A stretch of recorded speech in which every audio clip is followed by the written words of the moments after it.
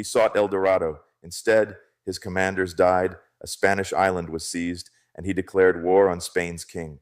Lope de Aguirre was no freedom fighter or mere madman lost to the jungle. He was something more dangerous, a conquistador forged, armed, and unleashed by Spain, then set loose when control slipped. This story isn't just madness in the jungle. It shows what happens when an empire trains men to conquer, promises them the world, and is blindsided when one turns against the throne. I'm Arturo, and this is Latin Lora, where we explore Latin America's history, mysteries, true crime, and local legends, always whispering Latin intrigue. Subscribe for fresh revelations every week, perfect for your next campfire debate. The Amazon at night is not a postcard. It is a black road with teeth. Canoes slide under a sky swallowed by branches. Men whisper about a kingdom of gold somewhere beyond the next bend. But the river answers with insects, fever, and rain. And somewhere in that darkness, a limping Basque soldier begins to understand something more dangerous than treasure. If El Dorado does not appear, then maybe the king himself must become the enemy. Before this journey ends, a commander will die in his hammock. A false prince will be raised in the mud. Spanish officials will be killed on an island far from the forest. A daughter will reportedly be killed by her own father, and a band of conquistadors sent to chase gold will renounce Philip II and declare themselves free from the Spanish crown. So the mystery is not just what happened to Lope de Aguirre. The mystery is how a treasure hunt became a war against the King of Spain. His name was Lope de Aguirre. He was born sometime in the early 1500s, usually tied by memory to Oñate or Oñati in the Basque province of Guipúzcoa. Later, people would call him the Mad One, the Tyrant, the Pilgrim, and much later, through cinema, the Wrath of God. But those names are masks placed on a dead man's face. The living Aguirre was not born inside legend. He was made slowly through war, hunger, punishment, ambition, and the bitter arithmetic of conquest. By the time Aguirre entered this river story, Peru had already been torn open by conquest and civil war. The famous names had eaten first. The great captains had taken cities, tribute, land, and glory. Behind them came the lesser men, the boots of empire, the ones who bled under banners and discovered that banners do not feed you. They had marched, fought, betrayed, obeyed, and survived. Many expected a reward. Many received dust, and dust in the mouth of an armed man can become a curse. Spain needed these men, but Spain feared them. That is the old contradiction sitting at the heart of this story. The crown needed hard soldiers to break open America, but once the breaking was done, Madrid wanted order. It wanted judges, taxes, governors, papers, limits, and obedience.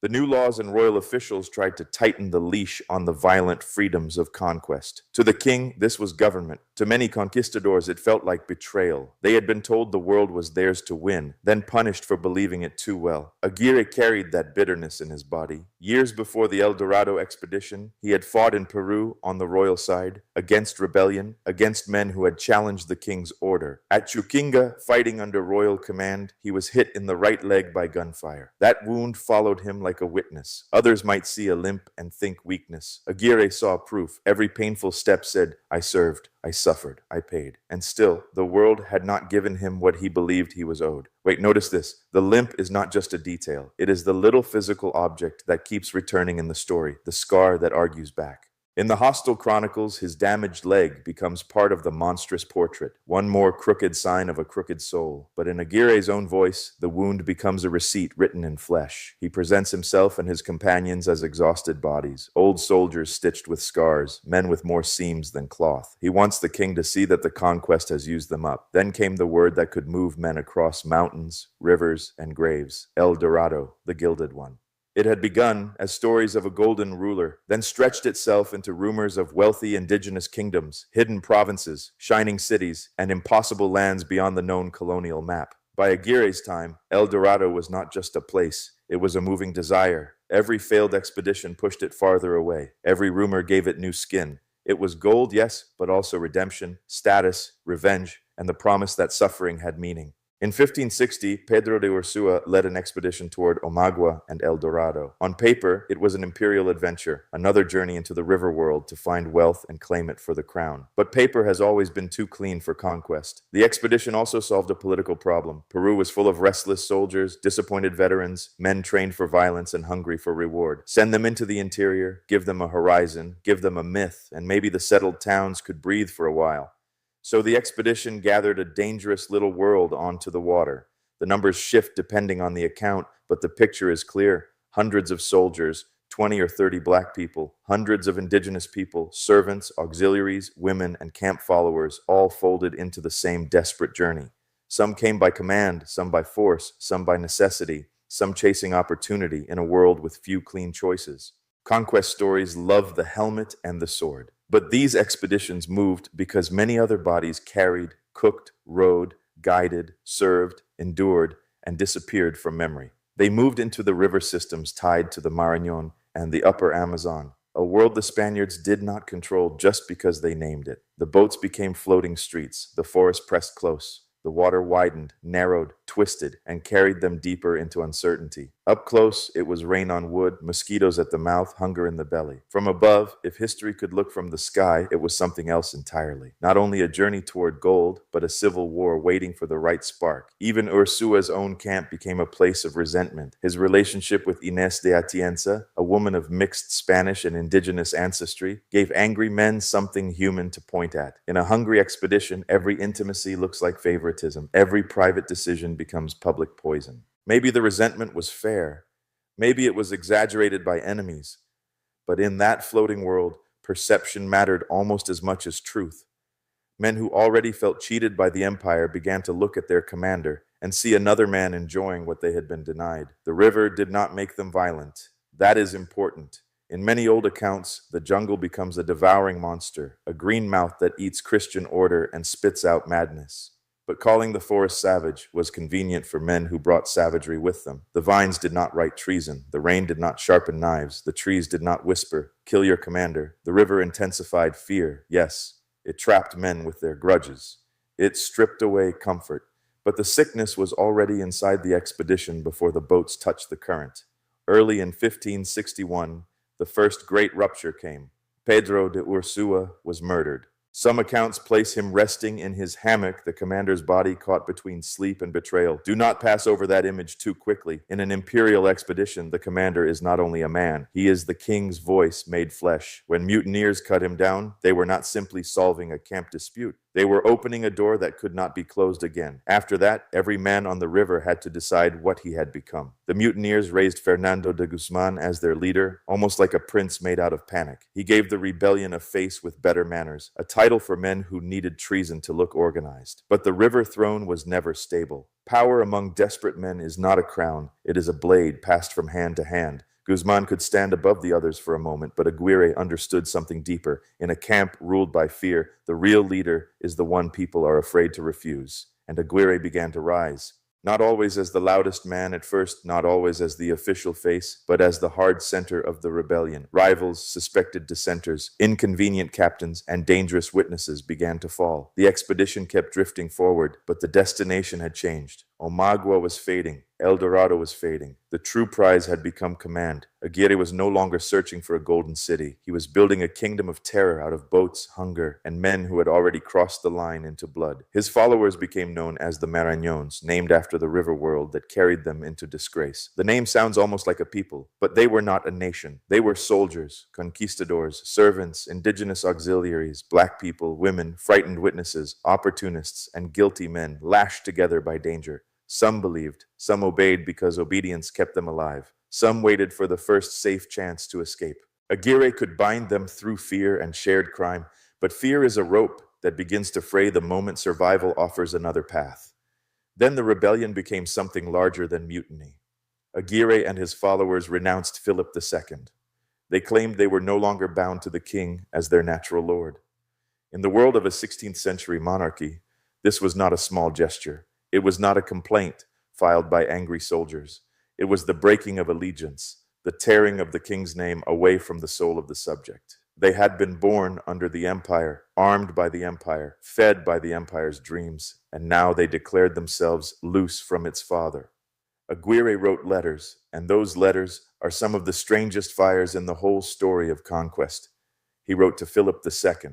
He wrote to colonial authorities. He wrote as if the page itself were another battlefield.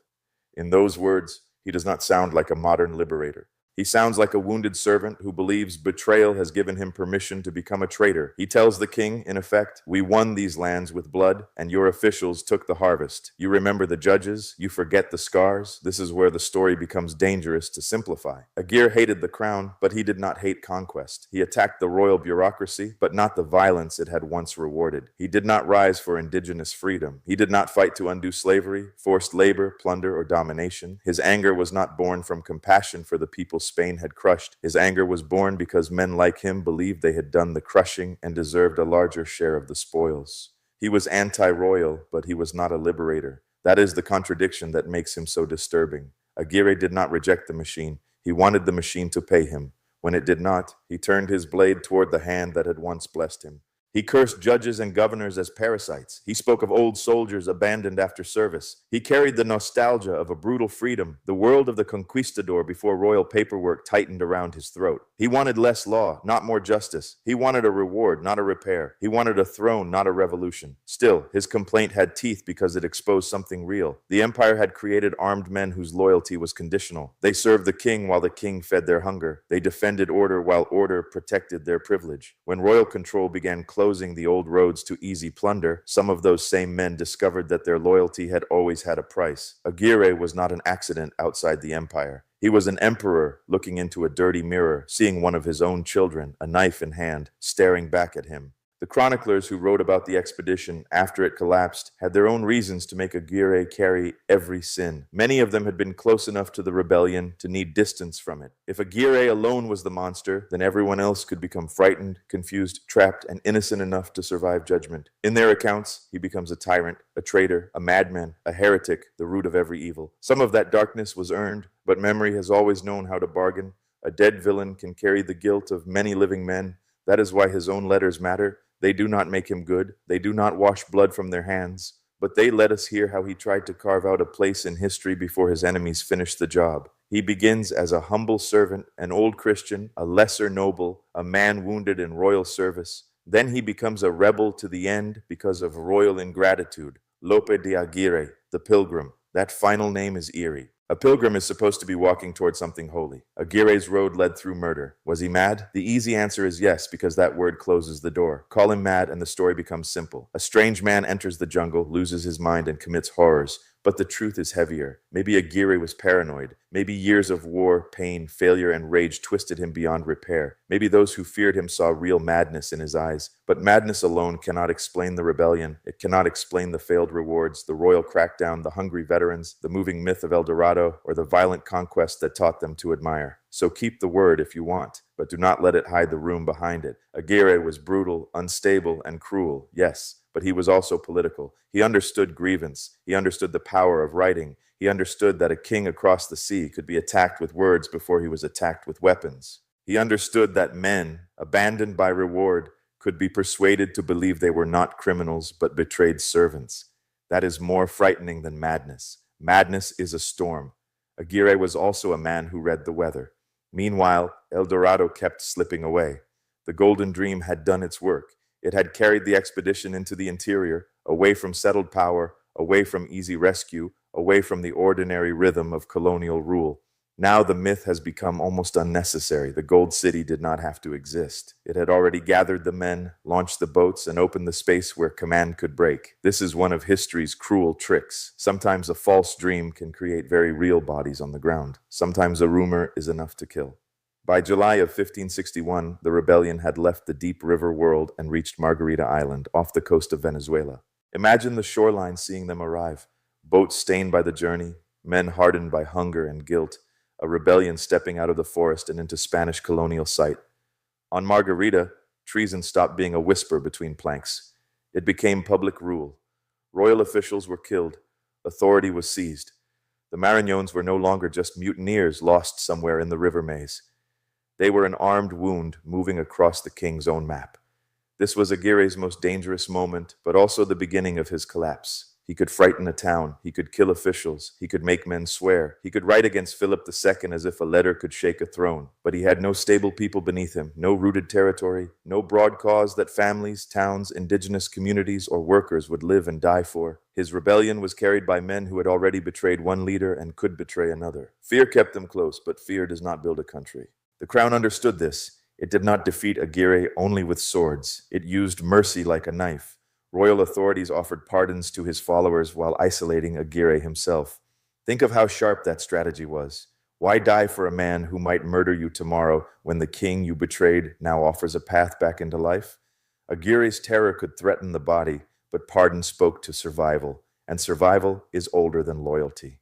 One by one, the rope around the Marañones began to loosen. From Margarita, Aguirre moved to the mainland of Venezuela. His ambitions still burned. He dreamed of marching toward Panama, maybe even back toward Peru, as if the entire Spanish world might crack open if struck in the right place. But dreams shrink when men desert. The landscape changed around him, no longer the closed river, no longer the seized island. Now there were roads, settlements, warnings, messengers, soldiers, governors, priests, pardons, and rumors moving faster than Aguirre could command. The empire that had seemed distant on the Amazon now surrounded him like a tightening circle. Around Barquisimeto and El Tocuyo in western Venezuela, the end came. Aguirre's men began abandoning him. The pilgrim, who had tried to walk out of royal obedience, found himself nearly alone. There is a strange justice in that, but no comfort. Men who rule by terror often discover too late that fear creates obedience, not love. When the structure cracks, nobody wants to hold it up. Aguirre had dragged men into treason, but he could not drag them into certain death once another door opened. Then comes Elvira, his daughter, the stone in the mouth of the legend. The chronicles say Aguirre killed her before his own death, reportedly to prevent her from being captured, dishonored, punished, or used by his enemies. We have to hold that moment carefully. It is widely repeated and historically plausible, but it also comes to us through hostile memories that wanted Aguirre to look damned beyond rescue. Still, whether we see it as fact, symbol, or both, the image is devastating. The rebellion turns inward. The father's war consumes his own blood. That is the moment where all the grand language collapses. No more king, no more crown, no more El Dorado, no more arguments about reward and service. Only a daughter standing inside the ruins of her father's pride. Aguirre had accused the king of ingratitude, had called himself wounded, abandoned, betrayed. But in the end, he becomes the betrayer of the one person he was supposed to protect. The limp returns, the scarred body. The old soldier's proof of service is now attached to a hand that destroys his own house. Soon after, Aguirre was killed. His body was mutilated and displayed as a warning. Do not pass over that either. Empires do not only punish, they stage lessons. A rebel's body cut into pieces becomes a message to everyone watching. This is what happens to the man who tears himself away from the king. This is what happens to the conquistador who uses imperial violence against imperial authority. The crown needed Aguirre dead, yes, but it also needed his death to speak. His body became the empire's sermon. Then came the punishment of memory. A formal sentence condemned his fame and name as that of a traitor and tyrant. Even the traces of his home were to be destroyed so that no figure, no mark, no memory of him would remain. That is one of the strangest ironies in the story. The authorities tried to erase him so completely that they helped preserve him. They broke the body. They condemned the name. They ordered the memory to disappear. And memory, stubborn as river mud, refused to obey. From there, Aguirre split into several shadows. There is the historical Aguirre, Basque conquistador, veteran of Peru, mutineer, murderer, rebel against Philip II. There is the chronicled Aguirre, tyrant, madman, heretic, warning sign, a monster large enough to carry the guilt of many. And there is the modern Aguirre, symbol of colonial madness, failed rebellion, anti-hero, sometimes even twisted into a false ancestor of liberation. Each age drags him out of the river and dresses him in its own fear. But none of those masks tells the whole story on its own. Cinema made him famous to the wider world. In Werner Herzog's film, Aguirre becomes a fever dream of imperial obsession, drifting through jungle, mist, and madness as the world collapses around him. It is powerful, unforgettable, and not a clean reconstruction of what happened. But that is how legends work. They do not preserve the bones exactly. They preserve the feeling people want from the bones. The film gave the world an Aguirre made of hallucination. History gives us something colder, a violent colonial insider who rebelled when the empire no longer served him. And we cannot let the legend erase the others. The indigenous people whose lands became targets because Europeans turned rumors into maps. The black people pulled into the expedition's machinery. The servants, rowers, guides, women, auxiliaries, and nameless bodies who carried the journey while chronicles gave fame to men with swords. For them, El Dorado was not an adventure. It was another name for invasion moving through their world. The dream of gold rested on lands already inhabited, on labor already taken, on lives treated as background to someone else's hunger. That is why the pop culture version, the cursed jungle version, feels too easy. It puts the blame on the forest. It says Amazon swallowed civilized men and turned them into beasts. But the records whisper something darker. These men did not need the jungle to learn cruelty. They had learned it in conquest, in war, in the economy of reward, in the habit of treating other people's worlds as prizes. The Amazon did not create Aguirre. It stripped away the decorations. It made the violence visible. Still, the river matters. It trapped the expedition inside its own pressure. It turned distance into paranoia. It made every rumor heavier. It made command harder, escape harder, and trust almost impossible. The boats became confessionals without priests. Men had too much time to remember what they were owed, too little food to stay patient, too much fear to think clearly. The river was not the author of treason, but it was the drumbeat under it. It carried the rebellion forward, mile after mile, until the search for gold became a search for someone to blame. Why did Aguirre fail? Because terror can begin a rebellion, but it cannot sustain one. Because shared crime is not the same as shared faith. Because a band of armed opportunists is not a people. Because the crown had more patience, more networks, more officials, more roads, and a better understanding of human weakness. Aguirre offered danger. The king offered pardon. Aguirre offered a future built on fear. The crown offered survival under obedience. And when men had to choose between the pilgrim's rage and their own lives, most chose life. But the crown's victory did not erase the embarrassment. Aguirre's rebellion exposed a wound inside Spanish power. It showed that the empire's conquerors were not always loyal sons. Some were hungry creditors. They believed the king owed them for every march, every wound, every campaign, every indigenous town broken in the name of royal service. When payment failed, the loyalty could rot very quickly. Aguirre's rebellion was crushed, but the question remained: what happens when the men who built an empire decide the empire has cheated them? That question is what keeps the story alive. Not because Aguirre deserves admiration, he does not. Not because he was secretly a hero, he was not. He returns because he reveals something the official story once hidden. Empire likes to imagine violence as a tool it controls, a blade that can be drawn and sheathed by law. Aguirre shows the blade turning in the hand. He is conquest without discipline, conquest without patience, conquest without the polite mask. He is not the opposite of the empire, he is one of its nightmares. So when people ask whether Lope de Aguirre declared war on Spain, the answer is yes, but the yes has shadows. He rejected the authority of Philip II. He attacked Spanish colonial officials. He and the Marañones broke from royal obedience and tried to turn an El Dorado expedition into a rebellion against the crown itself. But it was not a clean war of independence. It was not a democratic revolution. It was not a movement to free the conquered.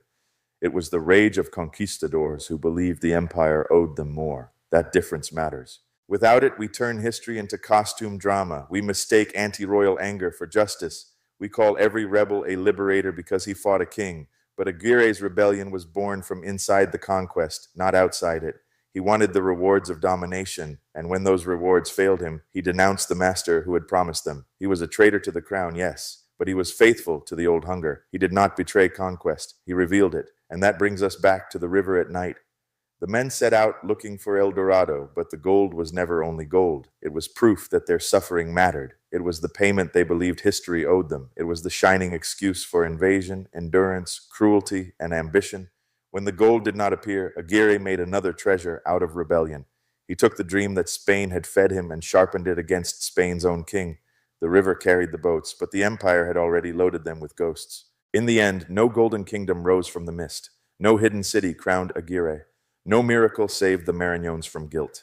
What they found was a mirror, and in that mirror stood the empire's nightmare child, the conquistador who no longer obeyed king, commander, church, law, companion, daughter, or God.